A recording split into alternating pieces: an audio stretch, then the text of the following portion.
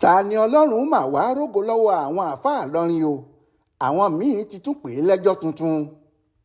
Lọ́jọ́ ìṣẹ́gun túsìdeè ọjọ́ 7 oṣù kọkànlá yìí ni ẹgbẹ́ àwọn àáfàá kan tí wọ́n ń pè ní Mọ̀dírásátù Muhammad tí ọ̀jọ̀gbọ́n Abubakar Ali Agan jẹ́ olórí fún tún wá Abdulazeez Adégbọlá Ta-Ni-Ọlọrun lọ síwájú ilé-ẹjọ́ májísírèètì kan nílùú Ìlọrin fẹ̀sùn dídáná sun ìwé mímọ́ àwọn mùsùlùmí ìyẹn Quran.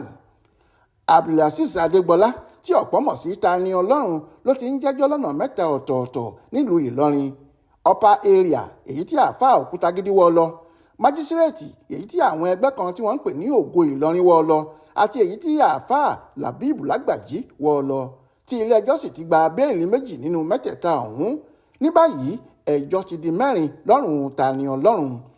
Agbẹjọ́rò ẹgbẹ́ Mọ̀dírásátù Muhammad ìyẹn Usman Imam sọ fún ilé-ẹjọ́ lọ́jọ́ ìṣẹ́gun túsìdeè ọ̀sẹ̀ yìí pé àwọn oníbàárà òun fẹ̀sùn kan Ta-Ni-Ọlọrun pé ó dáná sun ìwé mímọ́ àwọn mùsùlùmí ìyẹn Kùránì léyìí tí kò bófin mu.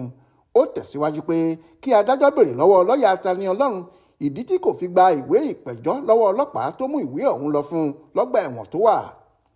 Ta-Ni-Ọlọrun kò yọjú sílé ẹjọ́ rárá, ṣùgbọ́n agbẹjọ́rò rẹ̀ Adémọ́lá Banks ló dúró fún un nílé ẹjọ́.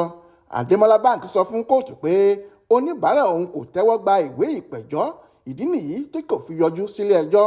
Ó ní kí adájọ́ fún òun ní àsìkò díẹ̀ láti ṣe ohun tó tọ́ tí ìwé ìpẹ̀jọ́ náà yóò fi tẹ Ta-Ni-Ọlọrun lọ́wọ́, àti pé ẹjọ́ ti pọ̀ jù lọ́rùn oníbàárà òun, bóyá èyí ni ìdí tí kò fi lè rí bí ronú dáadáa mọ́.